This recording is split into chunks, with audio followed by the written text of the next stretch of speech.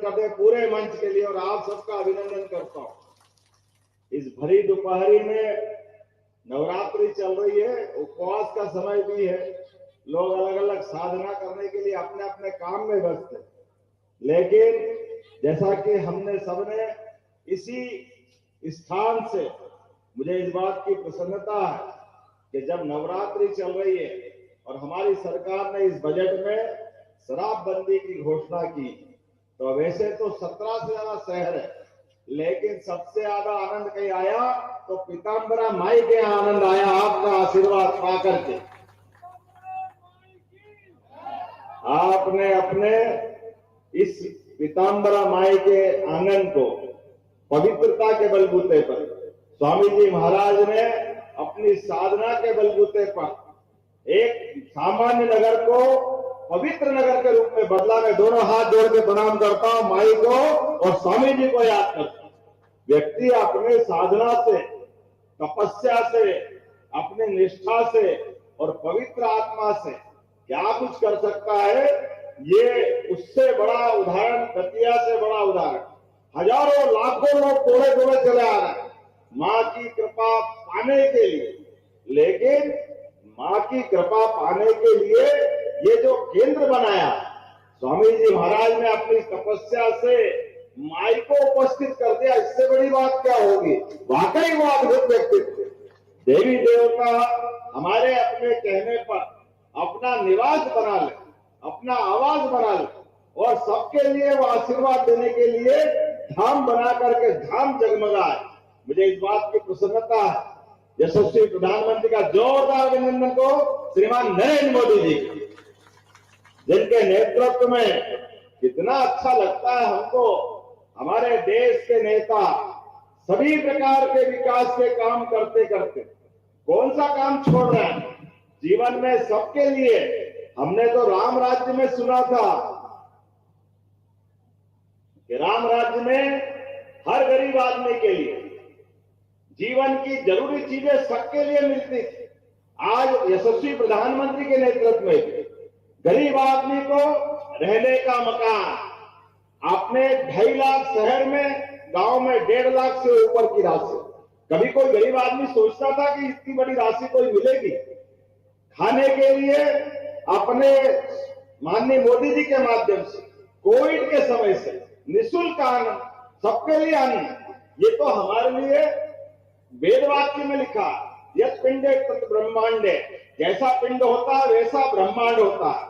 जिसका अपना मन जैसा होता है परमात्मा उसको यश देता है, वो सबके लिए जुटाता है। आज यशस्वी प्रधानमंत्री के नेतृत्व में हमको एक तुलना करेंगे यशस्वी प्रधानमंत्री के नेतृत्व में 1947 में देश के देवी देवताओं के लिए 1000 साल की गुलामी पृथ्वीराज सिंह चौहान के जमाने से लगभग 1000 साल की गुलामी के बाद इस देश ने सुख का सूर्य देखा, स्वतंत्रता देखी। सनातन धर्म के सभी स्वतंत्रता सेनानियों ने सभी अलग अलग प्रकार के लंबी लंबी अपनी लड़ाइयां लड़ते हुए सबने अपने अपने लंबे संघर्ष में इस भारत की आजादी का सपना देखा। ऐसे में जब आजादी के पहले वाले आक्रांताओं ने हमारे सभी देवस्थान नष्ट ध्वस्त कर दिए, जब वो मजबूत थे तो हमारे देवताओं ने क्या बिगाड़ा। लेकिन ये सदैव संघर्ष चलता आया, देव असुर संघर्ष इसको बोल सकते। लेकिन यशस्वी प्रधानमंत्री के नेतृत्व में यशस्वी प्रधानमंत्री ने 1947 में जैसे देश आजाद हुआ और हमारा पहला ज्योतिर्लिंग सोमनाथ जिसको नष्ट कर दिया था 1000 साल पहले मोहम्मद गजनवी ने, उसका बदला लेते हुए वो हमारा सोमनाथ का मंदिर जगमगाता हुआ आज दिखाई दे रहा है। तो जोरदार अभिनंदन करें सरदार वल्लभ भाई पटेल के लिए, डॉक्टर राजेंद्र प्रसाद जी के लिए, राष्ट्रपति उस समय के थे। उन्होंने जनता के सहयोग से अपने देवस्थान को जगमगाने के लिए, सनातन धर्म की पताका लहराने के लिए उस समय उसका महत्व स्थापित करते हुए देवस्थान जगमगाया था।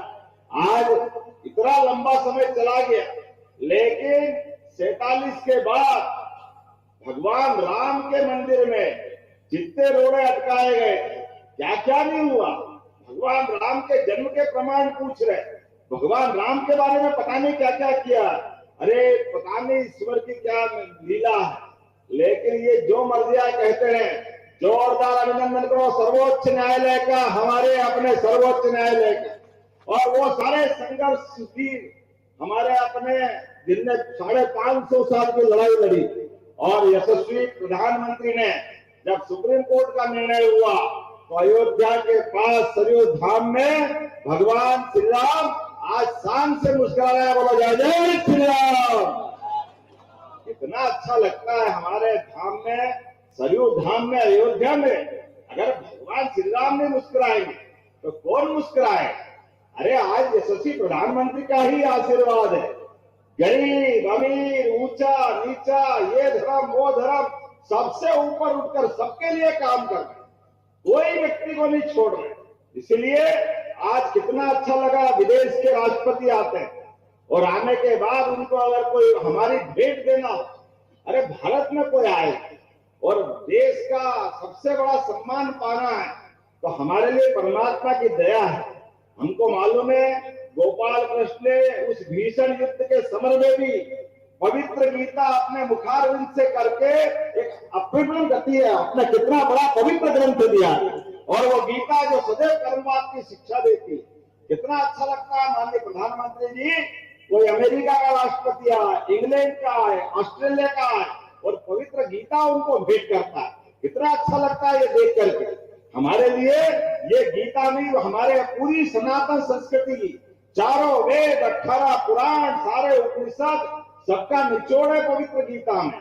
और ऐसे एक नहीं कई घटनाक्रम, अमेरिका के राष्ट्रपति आए या चाइना के, कभी मदुरई के मंदिर में उनका स्वागत करते प्रधानमंत्री जी। अरे हमारे देवालय के शिखर, और शिखर के ऊपर कलश, परमात्मा की दया से ये कलश हमको आत्मा से परमात्मा की ओर ले जाने वाले उस भाव से परिचित कराते हैं।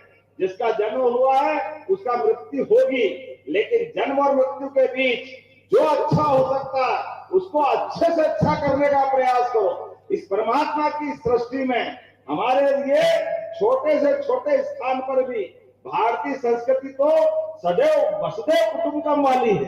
पूरी वसुधा, पूरी पृथ्वी को परिवार मानती है। जब पूरे वसुधा को परिवार मानती है तो कई विकृतियां बीच में आ गई, इन विकृतियों से भी बचने की जरूरत है। अरे कितना खराब लगता है, अपना भाई मेहनत करके पैसा लेके आए और अपने मजदूरी का पैसा लेकर के 100 रुपया, 150 रुपया, 200 रुपया, 400 रुपया, घर में बाल बच्चे इंतजार कर रहे हैं कि आए और घर में बच्चे बच्ची के लिए कुछ करे, लेकिन रास्ते में ही